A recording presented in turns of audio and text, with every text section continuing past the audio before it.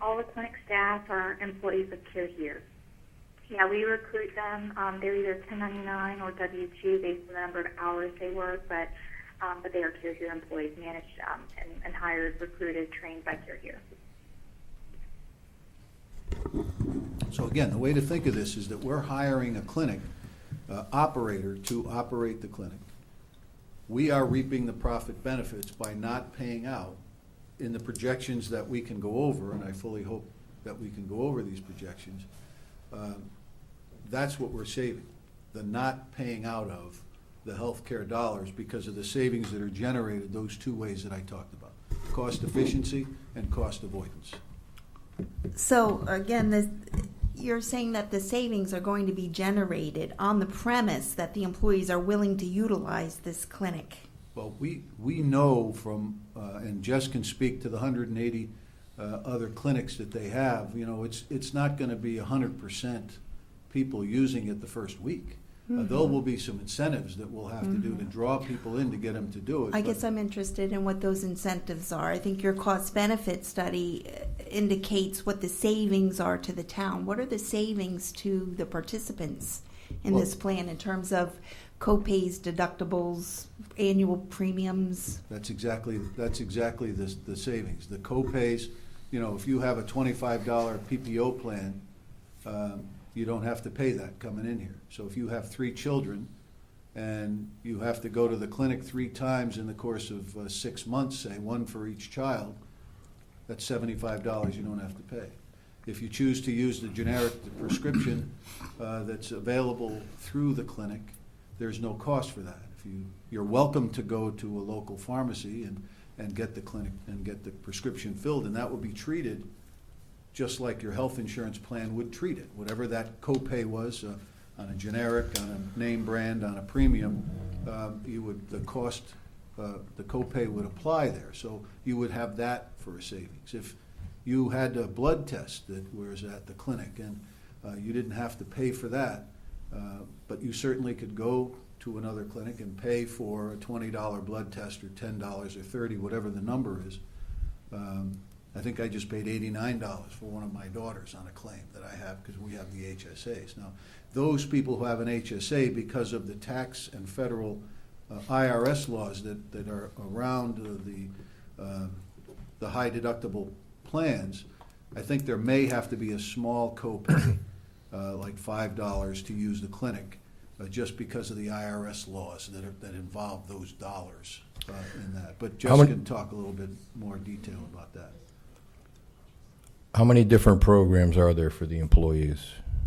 Health programs? Yeah, I mean, is there a fixed copay for everybody, or they have options? Most of it has to do with union negotiations. So at the most, we have 4 unions in the town, and the Board of Ed has probably 4 unions. So if they were all different, there would be 8. But I have worked very hard over the last few years to kind of bring all of those co-pays more in line together, so that your doctor's fee copay is similar, your emergency room copay is close or similar. So I've tried to bring a lot of those costs together. So they're similar, but there are some differences based on contractual negotiations. So they range from what right now? You got a range of what they are? Well, some of the Board of Ed might be $15 or $20 copays. Right. Some of the town may be $35 copays. We're off again for sound. I don't know what happened. Maybe it's that. I don't think I'm far away. Is that better out there, whoever you are? Do you know? Am I close? Sound fine to me. I think. Yeah, I think on the average for the town it's $25. $25, but really. Outpatients, I think, is 200. Yeah. Because that's where the monies that I've been able to save is by managing those costs about radiology costs, copays, and Right. emergency room copays, and by moving those together and getting those we've been able to save some money over time. and you combine that with the cost share, which is the employee's weekly portion that they pay toward their premium, which ranges from 12% in some areas up to 18%, depending on the negotiation. So, If we hire care here to operate our clinic, what's the terms and length of time of the first contract? We hire them for the first year and say, okay, it didn't work out, or are we on the hook for more than that? Jesse, 3 years? Our standard contract is a 3-year contract, renewable in 1 or 2 year increments. And I know our legal teams have kind of worked through that already, and I believe they left the standard contract language in there of 3.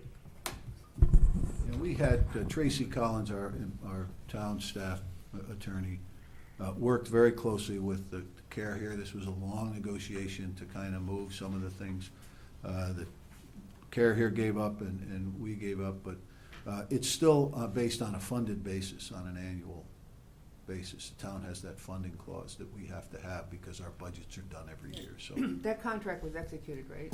I mean, it's, that contract, you were authorized. I was authorized by the Board of Selectmen to sign the contract. I have not signed it yet And that's because why when there's no I do, copy. certain triggers about dollars will occur, and I wanted to make sure that everyone was comfortable with the dollar allocation before I went ahead and signed it. So I'm prepared to sign it. I'm authorized to sign it. Again, the Board of Selectmen has voted on the process and thinking that it was a good and manageable process for the town. So I'm convinced when you see these numbers that you'll agree with me that the financial aspect of it makes great sense because there's some significant savings, especially over time. And, we have to be proactive with regard to healthcare. We simply have to be. We can't just sit back and let it get taken to us. And think of this, too, as you look around the greater community, the hospitals are beginning to gather in a lot of different physicians, be they specialists or be they primary care, because they want these people in their fold. So we're kind of taking counterproduction measures by having a small clinic here so that we have people that will come and work for us because it's getting more and more difficult and to operate a business model if you're a primary care physician. So Have we gathered a pulse on what the town employees feel about the program? I have people in town hall waiting anxiously for it. We're going to make a presentation to the Board of Ed. We've talked to the union leaders, but there will be informational programs going out. And some of the incentives might be gift cards. Here, come and get a gift card to a local business or to a stop, to Visa card or something like that. Jess can talk to you probably a little more about what some of the incentives that have worked in some of the other clinics around the 25 states that Care Here is operating in. But we feel that once people get to use it, and that they're going to be very comfortable with it, especially the fact that it's going to be cheaper for them. Everything is done online. The medical records are all on a secure server. They're done online.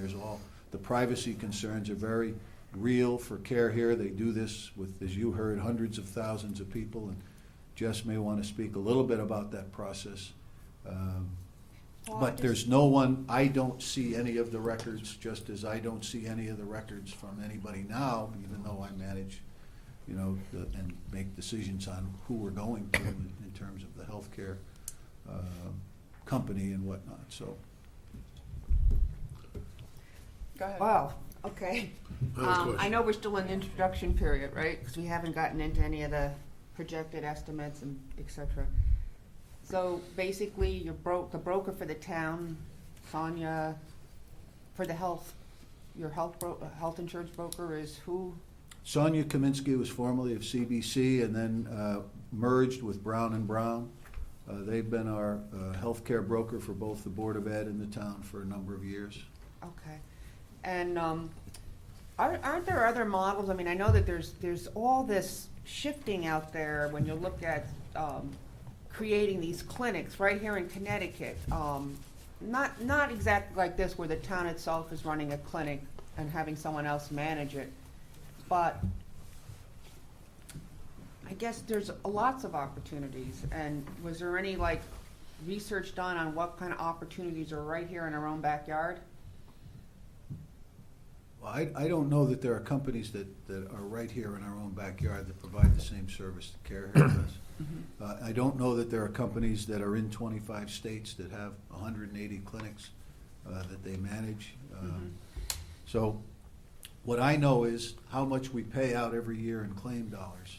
And according to our projected model, which is what you guys do each and every year with the budget, that's a projected model of what we're going to spend based on what our best guess is. This projected model takes some very real visits, numbers of visits, and multiplies that out and shows us where the savings can be. So I'm very confident these savings are going to occur. Did I go through all of the state of Connecticut? No. Are there a lot of opportunities that may be out there? Perhaps. But I felt very comfortable with this one. And I see some of this in operations. And I think that we can, hire Care Here and not get hurt. And provide a benefit to our employees and to provide a cash benefit to our self-insurance fund. Is it the proper time to go into the, I'm not ready for numbers yet. okay. I'd like to ask a few more questions. How many town employees do we have? About 550. 196. We have about 500 that take health insurance. Okay. Okay, yeah. And that would be plus their families who are eligible to use this. So the dependents use this as well. That includes Board of Ed? That, yes, of course. We depend on the board. And how often is the doctor there? Well, what we would do is start off at a kind of a base number of hours based on anticipated startup costs. So we might start out at 12 hours of doctors a week or 16 hours of doctor a week. And then as that gets filled up with appointments, we would move it to 20 and 4-hour blocks. So, Jess, did I do that right? You want to talk about how the startups usually goes? Yeah, no, you're exactly right. Yeah, we monitor utilization very closely. We use your historical claims data to forecast how many hours we recommend to start, and then monitoring it very closely, we're able to make recommendations, and we'll decide together when to increase hours in 4-hour increments. Yeah. Jessica, is there ever a need for an administrative assistant? From what you're telling me, because they do it on computer and they schedule their appointments, and that there's no need for chairs in the waiting room, and there'll be 2 docs behind the sheets, and they'll be very giving and loving to run out and say, see who's out there waiting, because there is going to be no waiting. In any of your clinics, is there an administrative person that's assigned also to the 1 doc, 2 docs, 1 nurse? Very rarely. In some of our larger clinic operations where we have, we're seeing 10,000 employee lives, and we have 10 doctors running at the same time, it might make sense. But in the 2-family model and the one that we're talking about here, our staffing model is built in a way that when a patient is seen, they're greeted by the nurse. There's always a nurse available to support whatever provider is on staff. There's always a 1-to-1 ratio. Appointments aren't double booked or triple booked. So as soon as that patient is done with triage, with the nurse, they're moved over to the provider, and then the nurse is free to greet the next patient. So because of that flow, there really is not a need for an administrative person in the clinic. Okay. And this pharmacy, or it's not a pharmacy, but you're going to have a stock of generic drugs that are going to be available for patients. Isn't there some kind of requirement or licensing procedure if you're having a clinic? Do you also need to have license? And I don't know, but isn't every state's different? Isn't there some licensing requirement that you would have to fulfill? Because isn't in a way, if a doctor is writing a script or dispensing medication, doesn't that kind of change the simplicity of it in terms of licensing? That's a great question. So we do dispense medications in all states where we are permitted. The state of Connecticut allows MDs to dispense medications. Mid-levels cannot dispense medications. By mid-level, I mean a nurse practitioner or a physician's assistant. So in your model, we're looking at an MD-only model, and that MD in the state of Connecticut is allowed to dispense medications. We typically have a formulary of, I don't know, it could be 150 medications that we take a look at and see, does it make sense to stock in the clinic as savings? If so, yes, let's do it. If not, then that provider will just write a prescription as they normally would, and it'll get filled at the retail pharmacy. The nurse on staff is available. She also serves the role of kind of a clinic manager. She'll be reordering the medications. The medications are prepackaged. Labels are created right there. Instructions are created right there in the clinic electronically. So the provider has very minimal administrative work when it comes to dispensing of medications.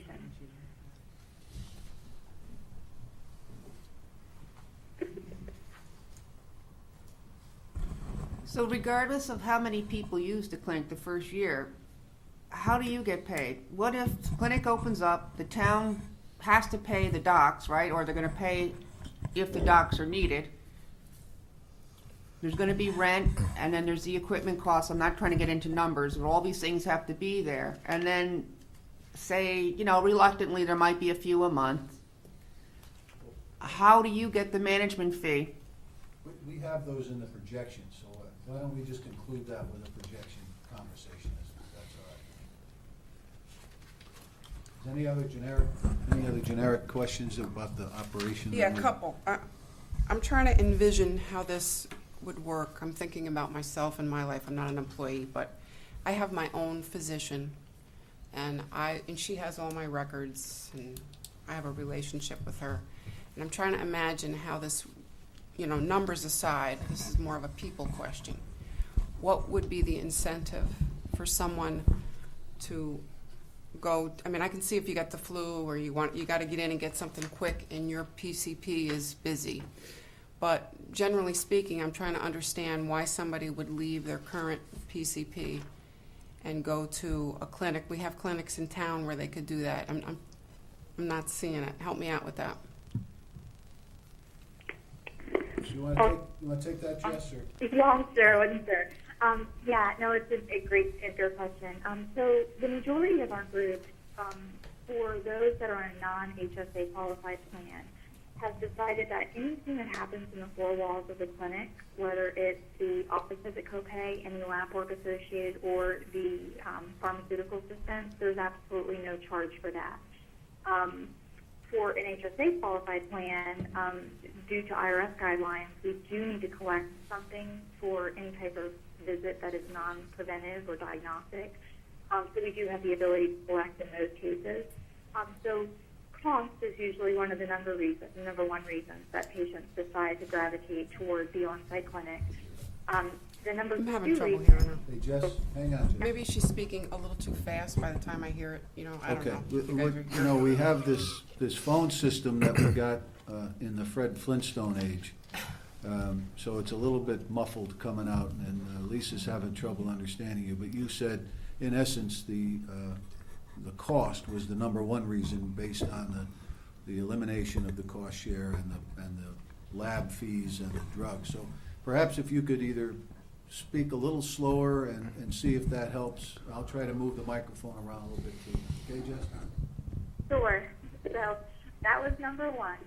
Number two is just in access. I'm not sure how it is there in Connecticut where you all are. Here in Baltimore where I am, it takes me about 3 weeks to get into my primary care doctor. I can get into maybe one of their mid-levels, a PA or a nurse practitioner, but to get into my primary care doctor takes about 3 weeks. I was with a group in Montana, and I know they're a lot more remote than we are on the East Coast, but 4 months was their wait. Within the Cure Here Clinic, we've built the appointment schedule so that patients can get in same day. We free up 10% of appointments the morning of for walk-ins or urgent care.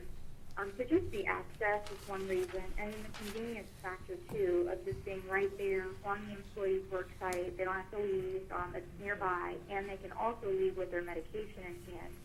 I don't know how you guys still have a doctor's appointment tomorrow morning, actually, and typically, I'm there. I wait for 30 minutes. That leaves.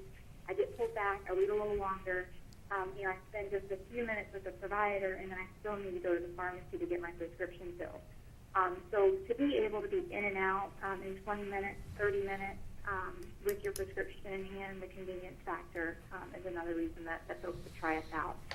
Do they need to designate us as their primary care? Absolutely not. We hope that they'll try us out, and it might be for something acute, like sinusitis or sniffles or something like that. And then gradually we start to see more of the population as they build trust and try the model.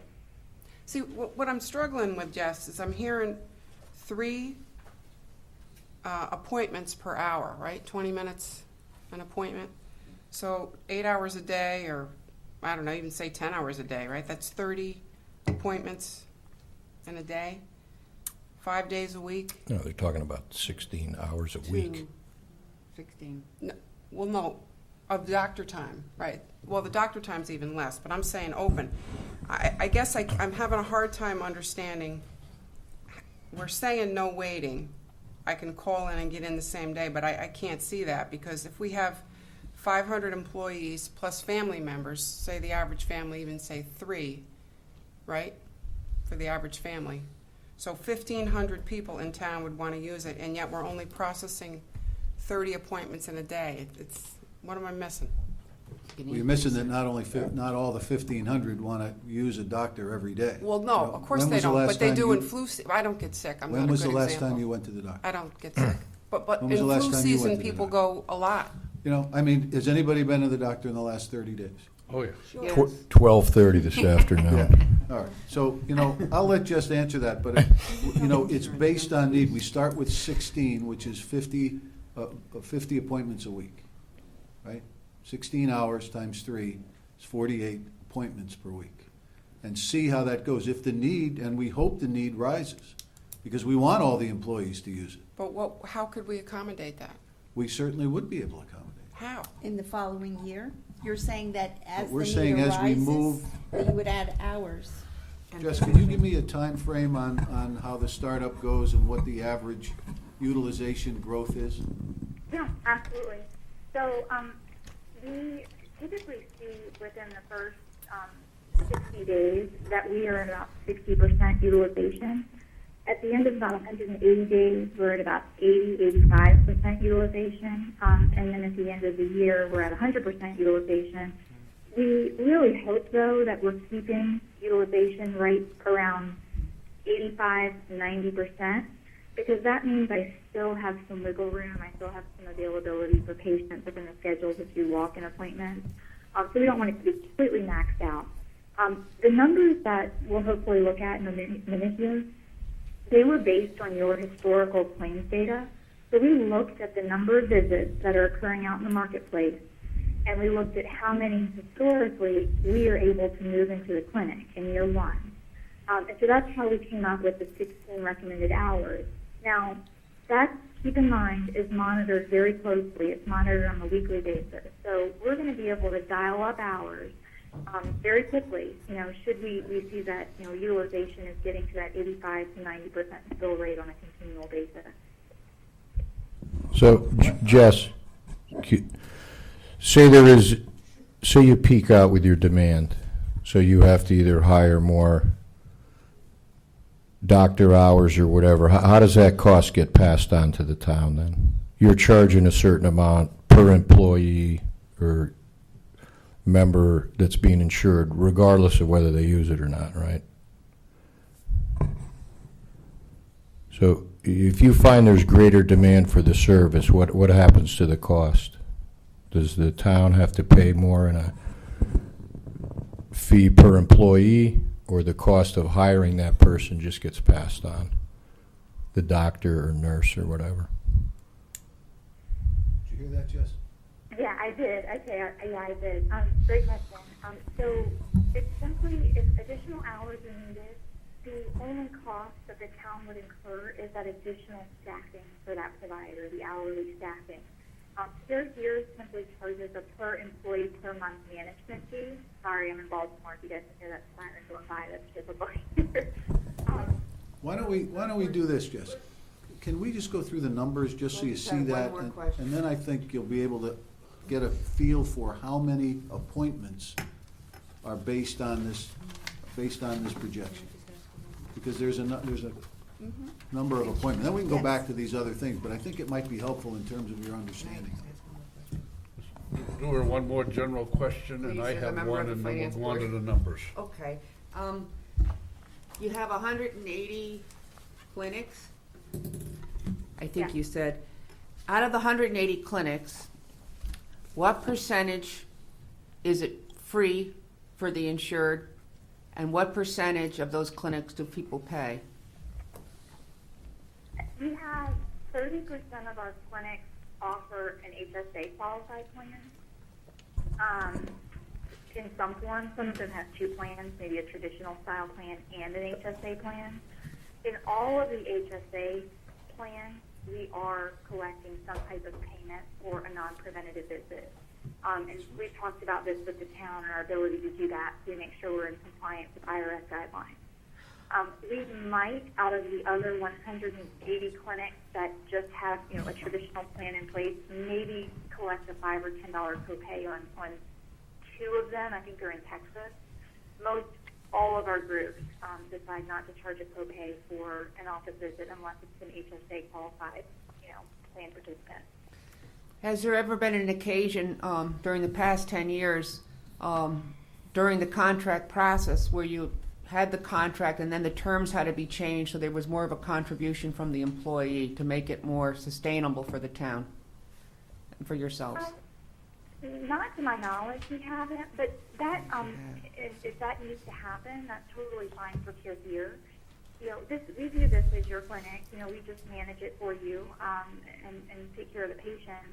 The rules around the clinic are completely up to you all. So if that's something that needs to be amended mid-contract, then that's completely fine by us. Okay. You want me, Bill brought me up a new phone, which may have a better speaker. I can unplug this and plug the new phone in and call Jess back. You want me to try that, or can you able to hear at this point? It's easier. If you think it's easier for people to hear. I'm struggling to hear it also, Okay. but my ears are older than most. So Jess, we'll call you right back. We're gonna switch speakers, Your whole okay? body is older than most. All right, thanks. It's not limited to your ears. While we're switching phones, my one general question is, well, my additional general question is, I have a primary care physician. I'm an employee of the town and I go to the clinic.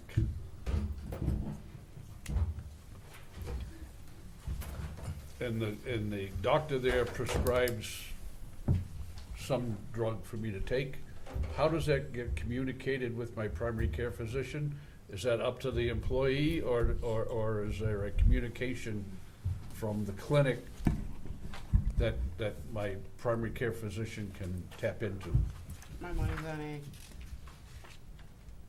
Mine too. No, I think there was something in here that said that they would be on a, It's online. Okay, we're it's gonna try a all new phone. online. Yeah. Yep. But One of the questions is, I'm sure you did could share you, it with did your you physician. know, do you know if there is communication, if, I use the clinic tomorrow for something, and is there automatic communication with my primary care doctor if I authorize that, okay? Does that happen naturally, or is it up to the patient to bring that? It can happen. We would need notification or approval from the patient to send those records over, but it absolutely can happen on an ongoing basis. We would love to coordinate with the patient's outside provider. We can also grant access, outside providers access to our patient records, so they can log in and see patient notes and lab results and all that too if they'd like. And that requires some authorization on the employee's part that says, okay, Dr. X can access my records? It does, yeah. Very similar to how it would work, when you go to your doctor now. I think all of us have probably seen the big packet we get and the records release and those things. It would work in the same way. We're just a private practicing doctor's office, similar to that. Okay. Jess, do you have the on-site clinic projections, the executive summary in front of you? I do. Can you hear me better? I can hear you so much better. Yeah, this is a lot better phone. I'm glad that I asked Bill to go do this. No, our town engineer noticed that we were struggling and came up with the solution, so thank you for him. All right, so do you want to go through this projection? Yeah. All right, that way- I think everybody has it in printed form in front of them. You guys have printed form of everything, and I think we have given them 4 or 5 different, Pages 1 through 7, pages 1 through 7. So you want dated to January 22nd. let us know where you're starting, Jess, and we'll make sure that we follow along. Okay, sure. So this is our primary care projection. This becomes very serious business for us. It not only is our budget, but it's what we set our expectations around with you all as far as what we'll meet from an ROI level. Our commitment to you as far as savings go. It is 7 pages long, 8 with the cover page. I want to go through some main pages where I'll probably start on page 2. Page 1 is a summary sheet looking at year 1, year 3, and year 5 accumulative values. But I think spending the most time on page 2 will be valuable. So as I had mentioned earlier, when we weren't so crystal clear in our phone connection, this is using historical claims data. We had gathered your carrier claims data, your medical spend, and utilization data to put together this analysis, based on that, as well as some assumptions that we've seen across our 180 clinics nationwide. So I'll let you know where your data is and any assumptions that we've made here. So at this time, when we were looking at your data, there were 496 employees on the health plan. Those 496 employees were using 8.6 visits out in the marketplace per year. And now when I say that, I also mean to include their dependents as well. So every family unit of those 496 were using 8.6 visits out in the marketplace. Of those 8.6 visits, we did not assume that we'd be able to move 100% of those into the clinic in year 1. We assumed that we'd be able to move 50% into the clinic in year 1. So that's what represents the 2155 is 50% of those visits. Now, typically, across our book of business, we are moving 62% of office visits from the market into the clinic in year 1. So we felt that was fairly conservative. I know the question was asked before, how do you get to 16 hours, and is that going to be enough for us? Well, the reason we feel like it is because we took the 2,155 visits, divided it by 3 visits an hour, 50 weeks a year, assuming the clinic might be closed over the holiday. And then we also added an additional 10% buffer window so we can have some flexibility for walk-ins. And that's how we got to the 16 recommended clinic hours. Now, that might be broken out into 4 4-hour days. So you have some morning shifts and some evening shifts throughout 4 days of the week. We could do 2 8-hour shifts. But most of our groups like to spread it out as much as possible during the week. And again, we'll monitor utilization closely to see when we should ramp up. So I'll stop there before I jump down into the next section and see if you all have any questions. We good? So these are real numbers from our use. Good? Go to the next section. However, the marketplace visit cost, what is that based on? Well, She's not that's the down next there yet. section, so we'll get her to that. Okay, so, I mean, we're using real numbers for the top portion of this whole analysis, but now we're going to get into hypotheticals. So, or, Let her answer that. so it's $173 an operating hour, right, Jess? Well, let her go through the next part. Before we go further, So I'll keep going. So before we go further, if we Oh, could, sorry. we said, that's okay. We said there were 496 employees, but we're not including their families there, right? So that's going to affect the number of potential patients? She addressed that in her statement. She just addressed based on 8.what? 6 Six visits visits per family unit. Oh, per family unit. I thought it was per Yeah. employee. All right, so 8.6 visits per year per family unit. Is that what I'm hearing? And how many of the 496 are family units? You're doing individuals, right? How many plans are family plans and, Well, that's just on average, right? Yeah. okay. So yeah. there could be 1 in the family unit or 10 in the family unit. That's just It's an based on average per. It's based on actual visits from East Lyme, not on an average of the 180 it's East Yeah, Lyme use. I just want to understand it, that's all. I'm not pushing back, I just want to understand that. And just to recap, so that would translate to 4,000 visits, actual visits from our town employees. And the assumption is that 50% of those people would have used this service instead. Right.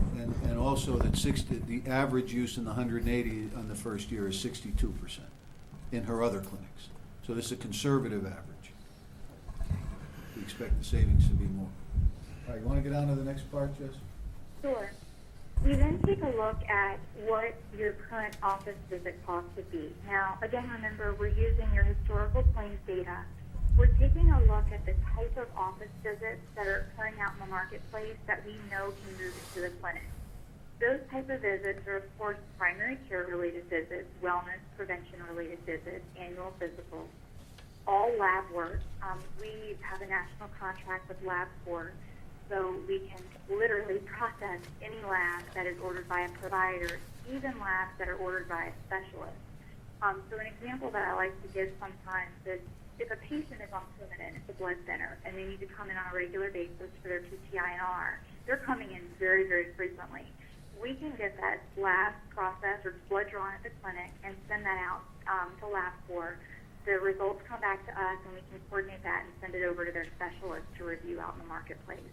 So we really encourage patients to get all their lab work done at the clinic, even if it's with an outside provider, because everybody can read a LabCorp form provider-wise, and the savings are pretty substantial.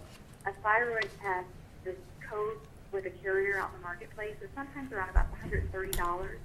Through the Care Here Clinic and our national contract with LabCorp, you can get a thyroid test for $3. So the more labs you can move in, the better. Also, some specialty visits. For example, we can do skin tag removal, mole removal. We can treat, your daughter's acne.